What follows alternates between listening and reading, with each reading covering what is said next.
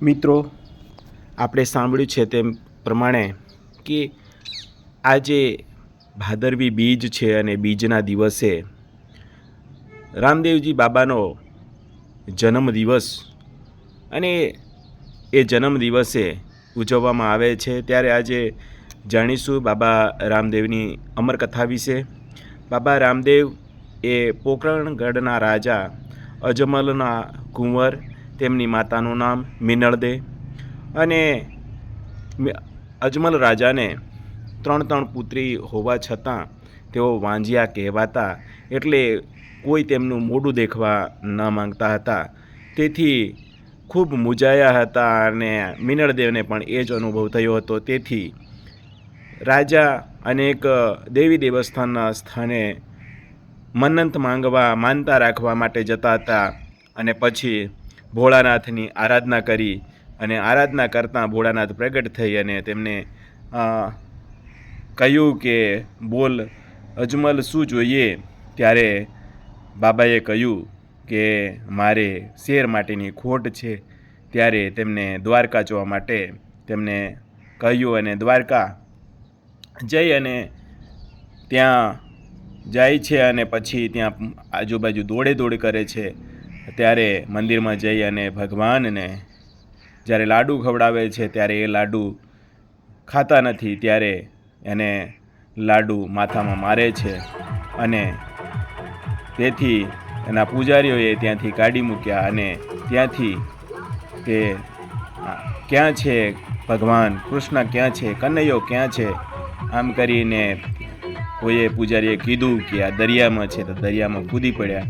ત્યારે ત્યાં તેમને કૃષ્ણ મળ્યા અને જે વાત હતી તે આખી કથા કહી અને પછી કહ્યું કે ભાદરવી બીજના દિવસે હું 9 મહિના પછી તારે ઘરે આવીશ અને કુમકુમ પગલાં પાડીશ। ત્યારે આ વાત પોકરણગઢમાં પાછા આવે છે અને પછી વાયુ વેગે પહોંચી જાય છે, મીઠાઈઓ વહેંચાય છે અને બરાબર 9 મહિના પછી પારણું બંધાય છે અને પારણું બંધાયા પછી ત્યાં આખું નગર હિલોળે ચડે છે અને રામદેવજીનો જન્મ થાય છે। અને હરખથી રામદેવજીએ નાના હતા ત્યારે જ અનેક પરચાઓ આવ્યા અને ત્યાં ભક્તોને ભેરવાનો વધ કર્યો અને એમની ભાણિયાને સજીવન કર્યા અને આવા તો કેટલાય પરચા આપી અને તેમના નેતલદે સાથે લગ્ન થાય છે અને તેમને ત્યાર પછી તે પોતે સમાધિ લે છે અને સમાધિમાં તેઓ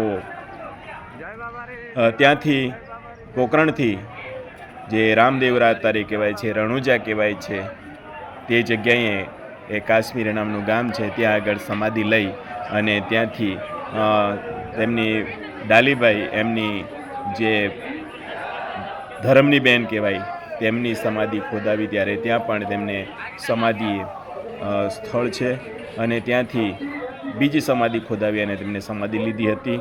એવા રામદેવજીના મિત્રો અત્યારે વાત કરીએ તો ભાદરવા સુદ બીજ તેમનો જન્મદિવસથી માંડી અને 11 સુધી તેમની નવરાત્રિ ઉજવાય છે અને નેમના નેજા ચડે છે, દસમનો ઉજવણી થાય છે અને 11સનો તેમનો જે સમાધિ દિવસ તરીકે ઉજવાય છે। અત્યારે હજારોની સંખ્યામાં ભક્તો રામદેવરા રણુજા ચાલતા ઘોડાથી અને રથો શણગારી અને પહોંચી રહ્યા છે, ત્યાં દર્શન કરી હરખ મનાવી રહ્યા છે।